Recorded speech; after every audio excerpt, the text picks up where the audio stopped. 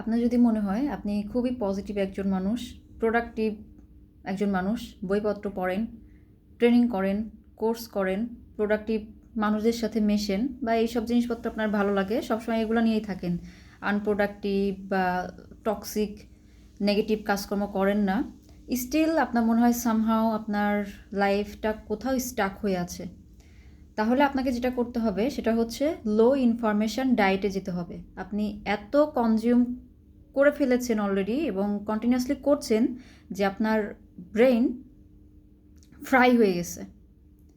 So এখন যেটা করতে হবে, এবং আপনি এত কনজিউম করেছেন ক্রিয়েট করার পরিবর্তে, ইমপ্লিমেন্টেশন করার পরিবর্তে, যে আপনার ব্রেন টোটালি ফ্রাই হয়ে গেছে।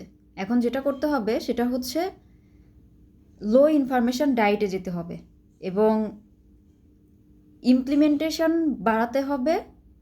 অন্যদিকে আপনি যে সারাদিন কনজিউম করছিলেন লার্নিং করার নামে, প্রোডাক্টিভ থাকার নামে, পজিটিভ থাকার নামে, সেটা কমিয়ে আনতে হবে এবং সেটার পরিবর্তে ইমপ্লিমেন্টেশন, অ্যাকশন, ক্রিয়েশন, এই জিনিসগুলোর পরিমাণ বাড়াতে হবে।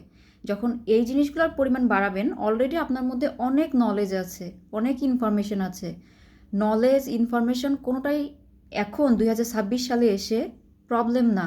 আপনার অলরেডি এনাফ নলেজ আছে। আপনি কি করতে চান, কোথায় যেতে চান, সেখানে যাওয়ার জন্য যে রোড ম্যাপটা, সেটার জন্য যা যা ইনফরমেশন দরকার, যা যা নলেজ দরকার, অলরেডি আপনার সব কিছু আছে। যেটা লাগবে আপনাকে ক্রিয়েশনে, ইমপ্লিমেন্টেশনে ফোকাস করতে হবে।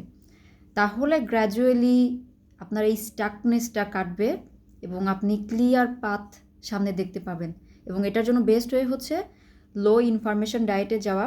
আপনি সোশ্যাল মিডিয়া, ইউটিউব, কোর্সেস, একসাথে 5, 7, 8টা, 10টা, 15টা কোর্স করা, প্রতিদিন ট্রেনিং করা, এগুলো কমিয়ে এনে স্পেসিফিক যে গোলটা নিয়ে কাজ করতে চাচ্ছেন ওইটার রিলেটেড 1-2টা কোর্স সিলেক্ট করেন, 1-2টা বই সিলেক্ট করেন এবং 20% লার্নিং করতে থাকেন।